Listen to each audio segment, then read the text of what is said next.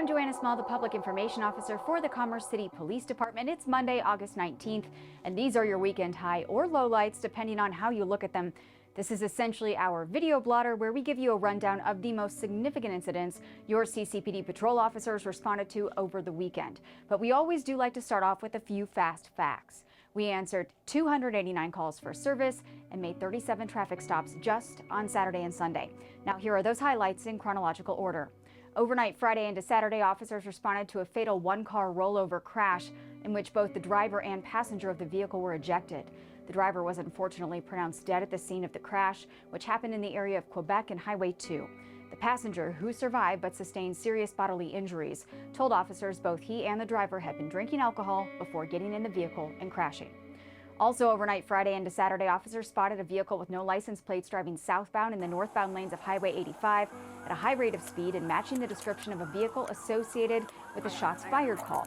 The vehicle blew through a red light and officers conducted a high-risk traffic stop, ordering all occupants to exit. We learned there were several children in the vehicle, including a 9-month-old who was not in a car seat. There were no weapons found, but the driver is now facing both reckless driving and child abuse charges. On Saturday, officers responded to the area of East 104th and Bell Creek Boulevard when a man forced a woman into his car and back to his house after they'd had a fight and she had left the residence. He took her phone and refused to return it, then kept her overnight in the house against her will. The victim also told officers the suspect had strangled her the previous weekend. The suspect is now facing second-degree assault, third-degree assault, robbery, kidnapping, and domestic violence charges.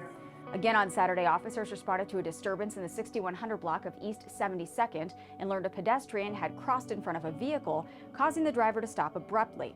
The passenger in the vehicle exited and the pedestrian and passenger got into an altercation during which the pedestrian pulled out a knife. The pedestrian admitted that, but claimed he only pulled out the knife after the passenger attempted to hit him, as he was inferior in size to the passenger by nearly 200 pounds.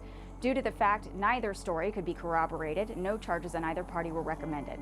Also on Saturday, Parks personnel called 911 to report that someone had started a fire in a park bathroom at East 116th and Chambers. Unfortunately, there are no surveillance cameras in the immediate area that captured the incident, but there's a lot of damage. If you have any information on who or how this occurred, please call our tip line at the bottom of your screen. Sunday, officers were called to the 5500 block of Layton Street for reports that an 8-year-old had fallen off an ATV. When we got there, the boy was being treated by medical personnel, and we learned he and his 10-year-old brother had taken a UTV without their parents' permission. Both boys were transported to Children's Hospital, the older one for a minor injury and the younger one for a more serious one, but both will fortunately be okay. Overnight Sunday into Monday morning, officers responded to the 7600 block of Quebec for yet another single vehicle crash, this one also seemingly involving alcohol. Inside the SUV that had ended up on its side were numerous shooters, some open and some closed. The driver was intoxicated and also had a misdemeanor warrant or 2 for his arrest.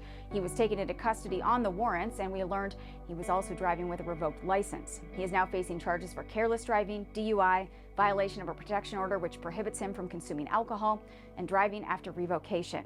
That's all for now. We'll see you next time. Have a safer week, Commerce City, and remember, if you need us, we are always just minutes away.